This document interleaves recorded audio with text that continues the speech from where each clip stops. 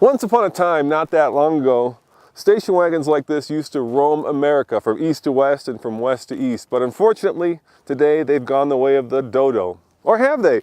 This is a brand new 2015 Volvo V60 T5. And you know what? This is crazy. It is snowing like the dickens out here. So we've got this new segment called Makers and Breakers. Let's go do the rest of it in a coffee shop.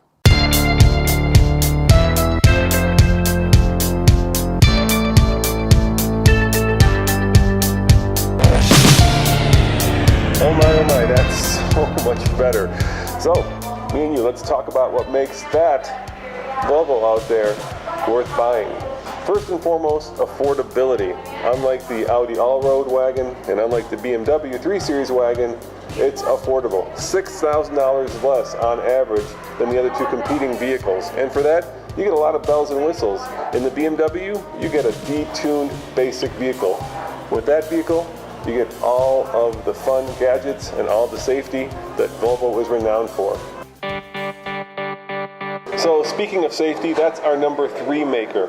That Volvo has a system that Volvo pioneered called CitySafe. Basically, the car looks ahead of you, looking for pedestrians and cyclists. And if it sees a pedestrian or a cyclist in your way and you don't see it, the Volvo will put on the brakes and keep you from hitting that person. But it's not all wine and lutefisk, especially when you get on the inside of the Volvo. This infotainment screen right here is way too small. Now, today's standard is about 8 inches. This looks like a 4-inch screen, perhaps 5 inches. The rest of it is not much better. Way too many buttons, very clunky, hard to use, not intuitive. Basically all the stuff that the Apple system isn't, this is. And recently Volvo announced that they are going to partner with Apple, so I'm waiting for all this to go away and a big giant iPad to be in its place.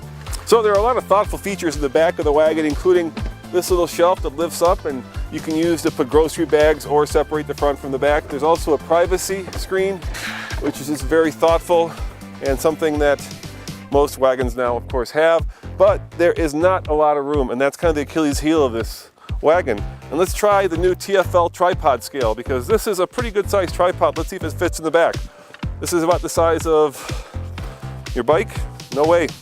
No way, Jose. Will not fit back here, and that's kind of the Achilles heel. It does, however, have a pass-through, so if this were skis, you could fit them like that.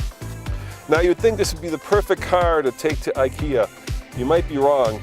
The other problem with this vehicle is it's a little tight, especially for somebody my size. Actually, for anybody. I mean, look at this. I have no headroom. I have very little leg room. And yes, I can put this up and potentially put a very tiny non-Swedish person in the middle, but this is a tight car and it shows.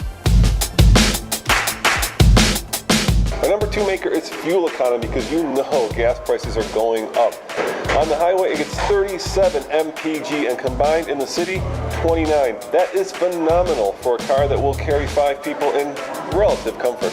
The number 1 reason I'm excited by the Volvo is because I love wagons. And perhaps that marks the return of the wagon. Let's face it, they're smaller, they're more fuel efficient, and they're a lot more fun to drive than the massive SUVs and crossovers that are now roaming our streets. So hopefully that is a sign of things to come. And for that reason, on the TFL scale of buy it, lease it, rent it, or forget it, I'm going to give it a lease it. I would give it a buy it, but then you need to get the $1,500 all-wheel drive option. As always, this is Roman enjoying a nice cup of coffee at a local coffee shop, and of course reporting for the Fast Lane Car. Remember, check out tflcar.com for all your news, views, and automotive reviews. See you next time. We've got a little bit more coffee to drink.